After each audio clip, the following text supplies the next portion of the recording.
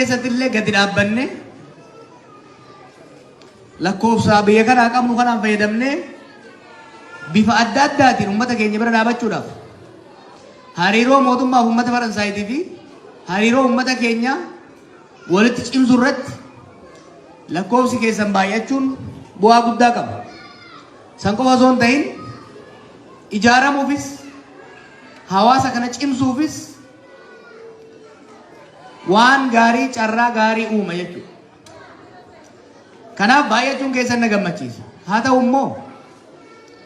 ta'u immoo akkanatti baay'attanii yoo sirriitti hin ijaaramin yoo wal hin dhaggeeffatin yoo of hin danda'in yoo wal hin danda'in asset yookiin immoo faayidaa nuuf hin qabdan akka uummataatti liability kaa'uu ba'aa ta'uu dandeessa jechuudha. Kanaaf dura teessuun teessan addee duniyaan hamma tokko biriif naa godhaa turte yeroo gabaabaa keessatti hawaasa cimaa ijaarrachaa deemaa jirtanii hamilee namaa kenna nama jajjabeessaa by the way ganama isii miti kaballeesse dhiifama isii gaafachuun qabdu dhiifama yoo gaafanne nuyi numatu gareen security keenya airport irratti simannaan godhamu rakkoo waan qabaachuuf bakka ofii to'an galma keessa ta'uu qaba yaada jirurraayi nutu jalaa dhokatee dhufee isii osoo hin ta'in nu dhiifama isin gaafata gara haasaatti akka deebinu Oromoon Faransaay akkanatti baay'atee jiru kun babbareedaan dargaggeessi kun akka laalutti average umriin keessan 25 hin jaabu. Hedduun keessan qurxummii irraa dhiittanii Jarman keessaaf Xaaliyaan qaxxaamurtanii dhuftan. Abdii namatti hortan fuula keessan hoggaa laalan. Abdiin sun dhugeeffamee saba keenya uummata keenya bu'aa akka buusu tokkoffaa akka nam tokkeetti jabaachuu gaafata. Carraa argame hundaan lafa taa'uu hin qabdan. Hojjechuu qabdan. Hojii osoo hin tuffanne. Biyyoonni Awurooppaa kun welfeerii namatti kennan yeroo baay'ee gargaarsa. Haga bayyanatanii ji'a muraasaaf gargaarsaan jiraachuun gaarii. Garuu waggaa 5 waggaa 10 gargaarsa irra hirkatanii jiraachuun miilaaf harka of naafessuu ija of jaamsuudha jechuudha. Kanaaf hamma danda'ameen hojii osoo hin tuffanne hojjechuu. Hamma danda'ameen waan fedhellee haa ta'u maaliif suphee hojjechuu hin taane barachuu. Nala keessanii dargaggoo. Oromoof Oromiyaa fayyaduu barbaaddanii of danda'uun hojiidhaan barnootaan of danda'uun barbaachisaadha. San qofa miti akka namarratti akka nam tokkeetti naamusa horachuu qabdan. Naamusa hin qabdan jechuu kiyyaa miti. Dargaggeessii waan turtaniif anis osoo aanriin hin nyaatiin sadarkaa keessan waan hin tureef bara dargaggummaa keessatti wantoonni nama hawwatan kararraa nama maysan baay'ee jira. Biyya ambaa keessa jira. Biyya Faransaay, biyya Paaris, biyya Awurooppaa kana keessatti isin bakka bu'oota saba keenyaatiif uummata keenyaati. Akka bakka bu'oota saba keenyaaf uummata keenyaatitti ormi dhufee isin argu, kararratti isin argu, hojii irratti isin dhufu, mana barnoota irratti isin dhufu. Gammada Kadiir Abdataa isin jiru. Gurbaa Oromoo intala Oromoo takka isin jiru. Naamusa gaariin, amala gaarii yoo isin arge Oromoo ija gaariin laala.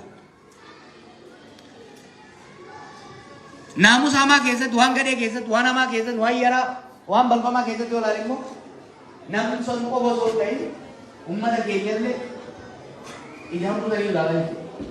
Kanaaf isin dippiloomaatota keenya, isin ambaasaaddarota keenya naamusa ofii guddifachuun hedduu barbaachisaadha. Faranjii biyya Faranjii jirtan. Keessattuu biyya Faransaay jirtan. Awurooppaa keessa jirtan. Hawaasa itti dhufne kanarraa waa hedduu barachuu qabna. Aadaa Faranjii barattanii baddanii waliin nyaan sun guututti dhugaa miti. Aadaa ofii cimsachuu, naamusa safuu Oromoo cimsachuun qabatanii itti fufuun gaarii. Waan gaggaarii immoo uummata itti dhufne kanarraa barachuun immoo na barbaachisa. Waan uummanni Faranjii kun, uummanni Awurooppaa kun itti gaarii hedduu jira. Wanni gaarii keessaa tokko naamusa. Mirga namatti dabduu dhabu. ofeegu mirga namaa seequu ofillee eegsisu hojiirratti cimanii hojjechuu hunnaamsoota biyya kanaa agarru keessaa kabiraa aadaa wal danda'u tolerance yaada walii danda'u ilaalcha walii danda'u hubannaa walii danda'u tolerance barbaachisaa obboleeyyan keessanii hiriyoota keessanii ummata keessa Oromoo qofa osoo hin ta'in ummatoota addunyaarraa jiruu fi warra biyya kanaa keessa ta'an wajjin wal danda'uun aadaa isaanii kabajuun irraa barachuun ofii barsiisuuf yaaluun tolerance essential.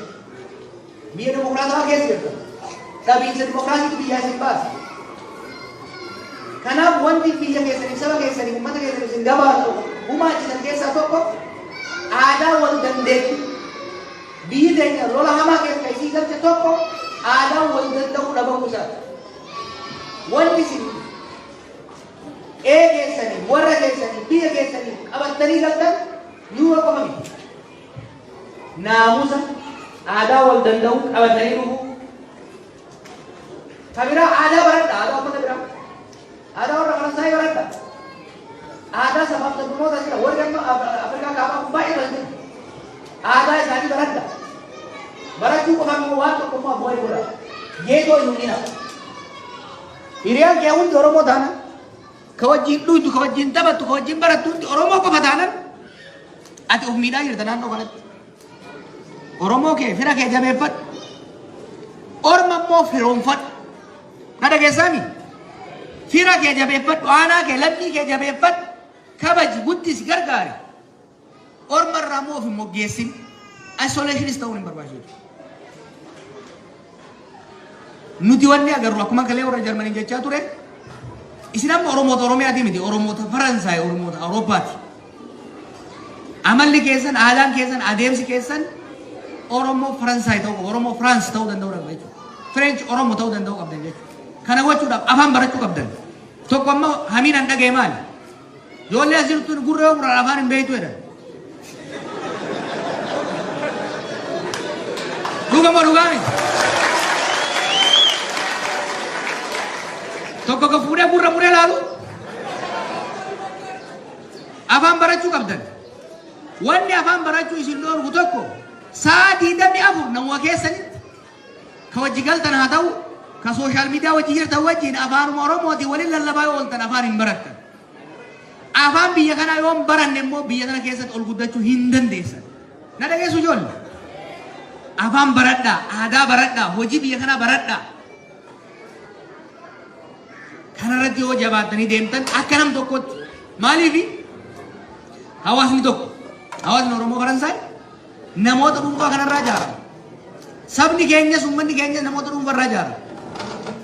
Namoonni dhuunfaa naamusa mataa isaanii yoo qabaatan gahaa yoo qabaatan barnootaaf hojii yoo of danda'an aadaa ormaa sirriitti madeeffatanii afaan biyya keessa jiranii baratanii akka gaariitti yoo ka'oon qunnaman taate saba keenya waan guddaa fayyada.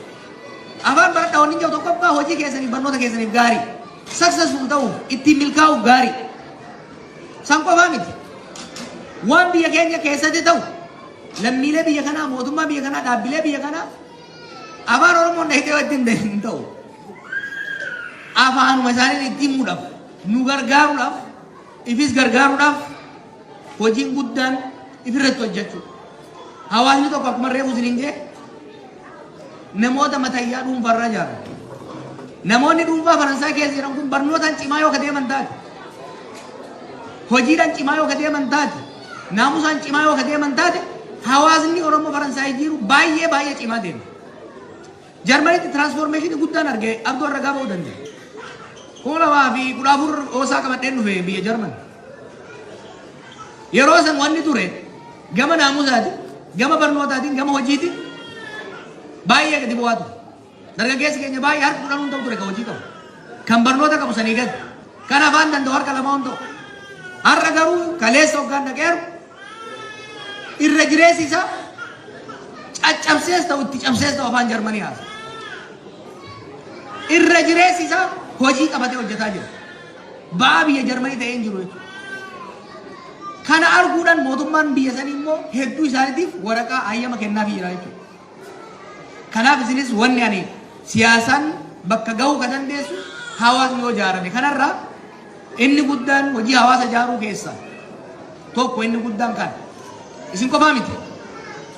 Erga sochii kana eegalle irraa kaasee gareelee akkanaa koomitii akkanaa kana 67 qabna addunyaarraa 67 akka Afrikaattu hawaasni akka hawaasa Oromoo diaasporaa ijaarame tokko hin jiru kana beekaa.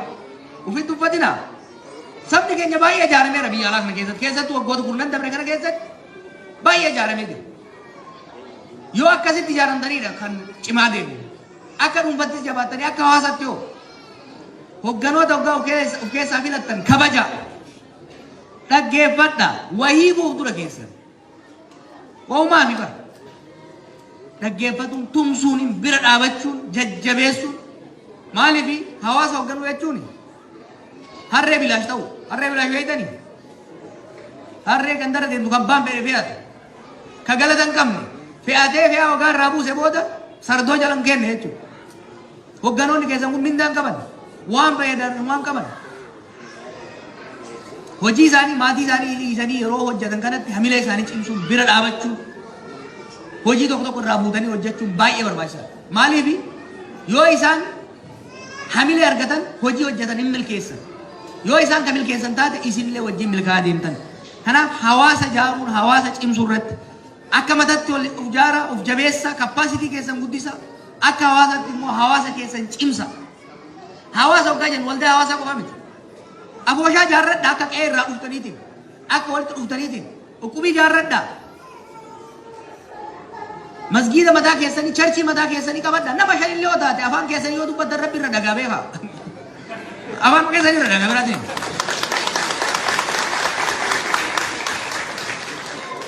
Kanaaf nami keenya bifa adda addaatiin garee gareen waggaa akka gaariitti ijaarame. Yoo ijaaramu immoo dagalee walii ta'uudhaaf malee walirratti ijaaramuuf akka hin taane walii tumsuun gaafa ta'u wal dhufte wal bira dhaabbachuun hedduu barbaachisaadha. Dhaamsi cimaan ani isinitti himuu barbaade akka hawaasa reefu lafaa dhufuutitti akka hawaasa irra jireessi isaa dargaggeessa reefu biyya kana dhufeetitti milkaa'inni baay'inni keessan kun mirqaanni fuula keessan irraa mul'atu kun inarjiin isin irraa dhufu kun baay'ee na bohaarsa baay'ee na cimsa.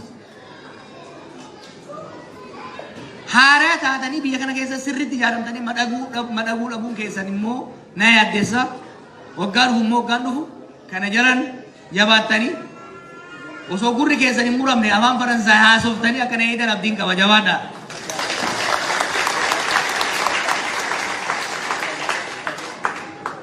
Ta siyaasaa silaa ta Jarmanitti haasoo inni osoo nuti Jarmaniin kaane Faransaay waan geessu hedduu si haasa'uun nama rakkisa. Wanni marsaa kana amma deemaafii jiru xiqqoo marraa isinii tuqa. Marsaa kana anis Baqqalaa Garbaas jaalli kiyya mana hidhaatii fi hoggansi kiyya kan gara biyya alaa deemee tokkoffaa isin galateeffachuuf. Yeroo tokko maal nuun jaani yeroo isin asii mormii godhaa turtan sun warri hamilee keenya cabsuu barbaadu kan Faransaay dhaabatee lallabuu sun mee dhufee isin haa baasu jennaani nu baasullee baatu achi taa'ee lallabuu san nu dhageenye. Dhaga'uun keenya qaamallee ta'uu baatu qalbii ta'anaan asii baane jennee itti dhaadataa turre jechuudha. Kanaaf galatoomaa jennee turre.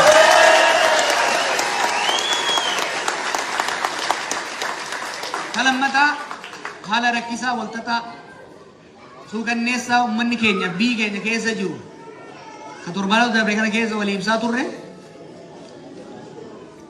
Sanirratti marii goonee kallattii gara fuulduraa wal qabsiisuudhaaf akkuma argirtan akka paartiittis akka hoggansaattis kaleessas biyya kana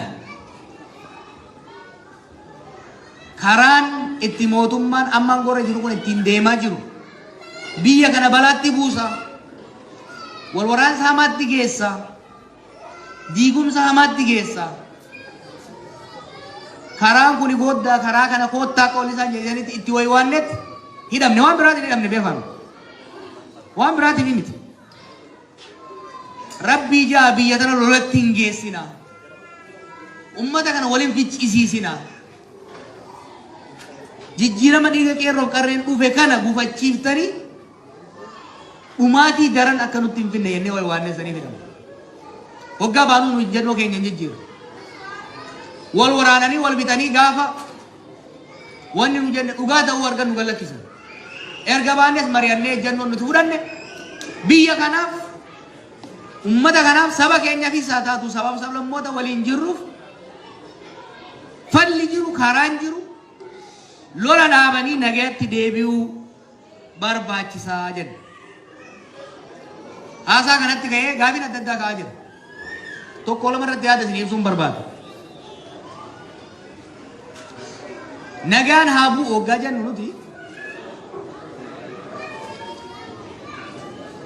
humnoonni qawwee qabatanii qabsootti seenan dhugaa hin qaban jechuu keenya miti. San qofa osoo hin ta'in lolli haa hundi hamaadhaa jenneeti miti. Haalonni lolaaf nama dirqisiisan jira. Just war wanni jennu.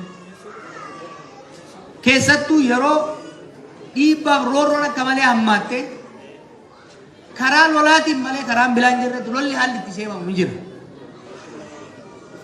Dhimmoonni tokko tokko keessattuu dhimmoonni birmadummaadhaan wal qabatan, dhimmoonni aayidiyooloojiidhaan wal qabatan yeroon itti furamne jiraachuu danda'a. Lolli biyya keenya keessatti godhamu garuu lola waliiti. Lola obboleeyyan jidduutti godhamudha. Oromiyaa keessatti illee godhamu lola Oromoota jidduutti godhamaa jirudha. Kana liqimsitanii fudhachuu danda'uu qabdan. Tokko bitaa goree tokko mirga goree kan wal fixaa jiru joolluma isin wajjin barattan joolluma isin wajjin guddatan. Akka Itoophiyaatti soo fudhattan warri wal fixaa jirus kan wal fichiisaa jirus lammii biyya takkaa qofa osoo hin ta'in uummata hireen isaa walirratti hirkattee jechuudha. Wal waraansa waloo civil war keessatti injifannoon argamuu hin danda'u. Keessattuu zabana kana keessatti yeroo humnoonni lola irratti gaaza naquudhaan beekaman heddummatanii dhufan kana keessatti wal waraansi waloo wal mo'achuu hin danda'amu. Akka ilaalcha kiyyaatti lolli yeroo ammaa goda Itoophiyaa adda addatti godhamaa jiru lola silaa godhamuu hin malle. It was avoidable. Lola laaftutti mariidhaan aangoo qabeenya walii qooduudhaan wal dhiibuudhaan wal qabachuudhaan silaa furamuu danda'u gara lolaatti deemama. Kanaaf lola kana dhaabuun barbaachisaadha jennee deemana. Lola kana dhaabuu baannaan Oromoofis sabaaf sablammoota biyya saniitiifis hammaataa deema. Akkuma kaleessa jechaa ture haalli Oromoon har'a keessa jiru baroota cunqursaa amma duraallee akka ammaa kanatti dhumaa hin jiru buqqa'ee hin beeku. Hidhamee hin beeku. Miidhamaa hin beeku. Lolli kun itti fufnaan garuu rakkoon kun safariin uummata keenya irra ga'u kun dachaan dabalaa deema jechuudha. Kanaaf wanni lolli akka dhaabatu barbaannuuf madaa kaleessaatirraa madaan biraa dabalamaa akka hin deemne dhumaatii kaleessaatirraa dachaan dabalaa akka hin deemne hanqisuudhaaf jechuudha. Kabira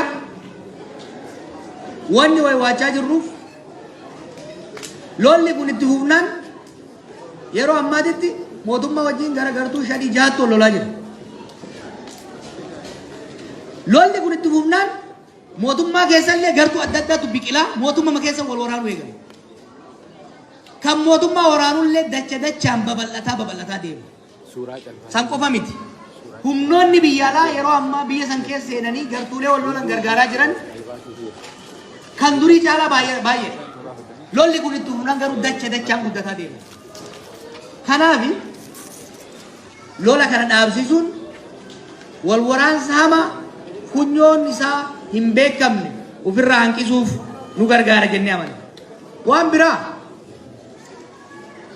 lolli haa dhaabatu hoggaa jennu akka paartiittis akka hoggansattis lolli kun kaayyoo qabsaa'onni Oromoo kumaatamaan itti dhuman hawwii uummanni Oromoo bilisummaaf qabu misoomaaf qabu rakkoo keessaa bahuuf qabu hin gufachiisa daaraa godha jennee waan sodaannuuf Uummanni keenya maaliif qabsaa? Sirna gabrummaa keessaa bahee hiyyummaa sirni gabrummaa keessaa bahee san keessaa cabsee of danda'ee jiraachuudha. Mootummaa isa dhiitu osoo hin ta'in mootummaa ofii fudhateen buluudha. Eenyummaan isaa dhiitamuu osoo hin taane eenyummaan isaa akka kabajamtuuf. Kanaaf qabsaa'e kanaaf miti ijoollee. Obboleeyyan keenya kanaaf wareegamanii miti. Lolli kun itti fufnaan garuu ofiin sobinaa Oromoo warri as jirtanis warri bakka biraan ilaaltu. Lolli kun itti fufnaan nagaan deebi'uu baannan humnoonni adda addaa lolli baay'een naannoo san godhamu gogaama qeerransaatiin godhamu ni beektan. Lolli kun itti fufnaan hawwiin sabni keenya qabu nagaan jiraachuudhaaf misoomee jiraachuudhaaf aadaa fi afaan isaa guddifachuudhaaf mootummaa isaa ta'u filachuudhaaf carraan inni qabu guyyaarraa gara guyyaatti dukkanaa'aa deema. San qofaa mi beeku. Wanni qobsoofnee fi qabsoo biyya ijaaru keessa nation building struggle. Lolli kun itti fufnaan tokkummaan Oromoo laaffataa deema. Tana gurra kaaddaa. Tokkummaan Oromoo laaffataa gartuulee wal waraanan baay'ataa. Akeenii fi xurreen kaleessa abboonni keenya irra deeman irraanfatama. Xiiqiif haaloon hoggansa jidduu jiru babal'achaa. Jallina gowwummaa hoggansa keenyaatii fi summii humnoonni alaa facaasanii tokkummaan keenya daran laaffachaa tokkummaan Oromootii fi Oromiyaa sirni federaalawaa dimokiraatawaa walqixxummaa uummanni keenya hawwaa ture sun laaffataa deema jennee waan sodaannuufi kan kanarratti wayi waannuuf. Kanaaf uummanni keenya kan Faransaayis kan biyya alaa jirtanis kan biyya biraa jirtanis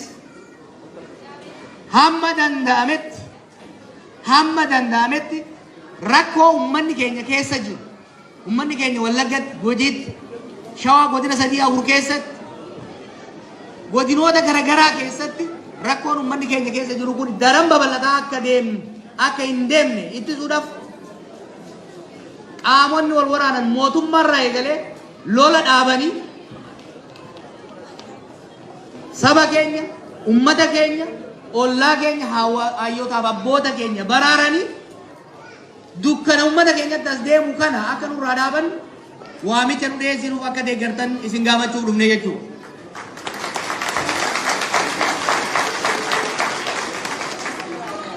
Amma eegan jee booda kanin duraa sanatti ni deebi'a. Hamma dandeenyetti biyya nagaatti deebisuudha. Hamma dandeenyetti duuti ummata keenyarraa akka dhaabattu. Hamma dandeenyetti wal waraansi saboota keessatti dhoo'ee ummata wal fichisiisu deemu kun akka dhaabatuuf beekumsa qabnuun beekamtii qabnuun sagalee qabnuun lallabuu waywaachuu fala ilaaluu itti bu'u. Isin immoo uummanni keenya biyya alaa jirtan akka sabaatti wal danda'a tokkummaa keessan cimsaa. Aarree jettanii jallaan tokko keessaa ka'ee ganda biraatti arrabee yoo dheeresse.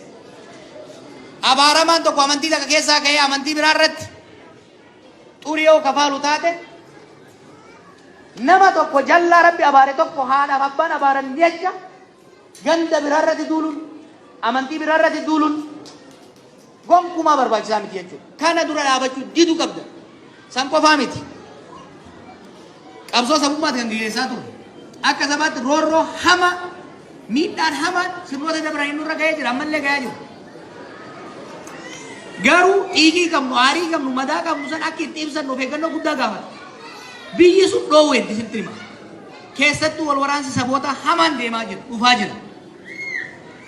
Kanaaf hoggaa wal geessanis hoggaa kophaa jirtanis waan saba biraa xureessa waan saba biraa dallansiisa. Waan hariiroo Oromoo saboota ollaa jidduu jiru hammeessarraa akka qusatatan isin kadhachuu barbaada. Nu qabsoofne gabrummaa jalaa ba'uudhaaf, roorroo jalaa ba'uudhaaf, sirna dimokiraasii uumuudhaaf, haqa keenya eegsifachuudhaaf, eenyummaa keenya guddifachuudhaaf, afaan keenya guddifachuudhaaf malee saba biraatiin wal fixuuf miti. Wal waraansa saboota jidduutti godhamuun sabni injifatee ba'u abadan hin jiru.